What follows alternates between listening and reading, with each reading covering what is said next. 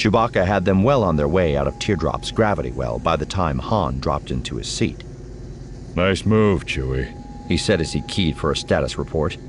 The attack had added a few new dents to the aft armor plating, but considering how many there were already, it wasn't likely anyone would notice.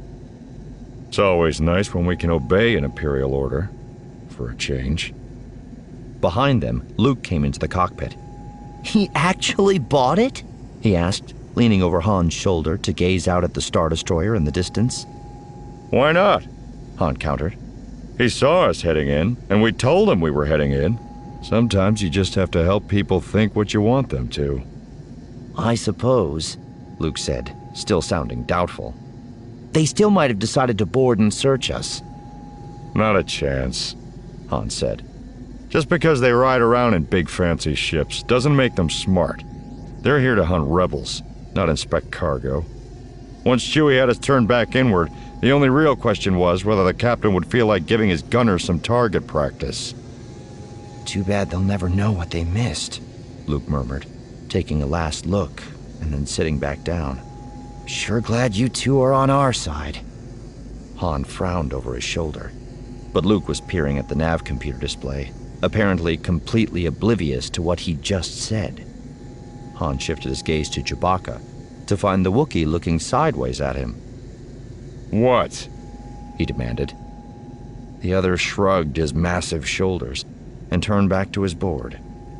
Han glanced at Luke again, but the kid had apparently missed the byplay completely. He turned back to his board, a sour taste in his mouth. Our side. Luke's side, in other words. And Princess Leia Organa's side. And General Riken's, and probably the whole blasted rebellion's. Trouble was, Han couldn't for the life of him remember when the rebellion had become his side. So he dusted those TIE fighters off Luke during that lunatic Yavin battle. Big deal. That had been strictly a favor to the kid, and maybe a little payback for the way the Imperials had dragged him aboard the Death Star and then walked all over the Falcon with their grubby feet. He didn't mind the rebels being grateful for that, but it didn't mean he'd enlisted in the big cause. Chewbacca was all set to do so, of course. His personal history with the Empire, plus the way they had treated his people in general, had left him with a deep hatred for them. He would enlist in the rebellion in a heartbeat, if Han gave the okay. But Han wasn't going to let anyone's passion drive him on this one. Not Chewie's, and certainly not Luke's. He had his own life to lead. The Star Destroyer was settling into orbit as the Falcon made the jump to light speed.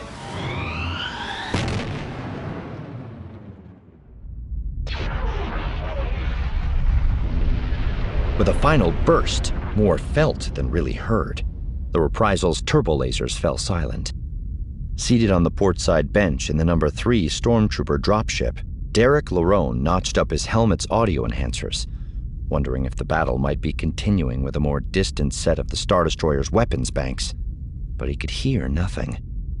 And after a moment, he eased the enhancement back down again. Wonder what that was all about, he murmured.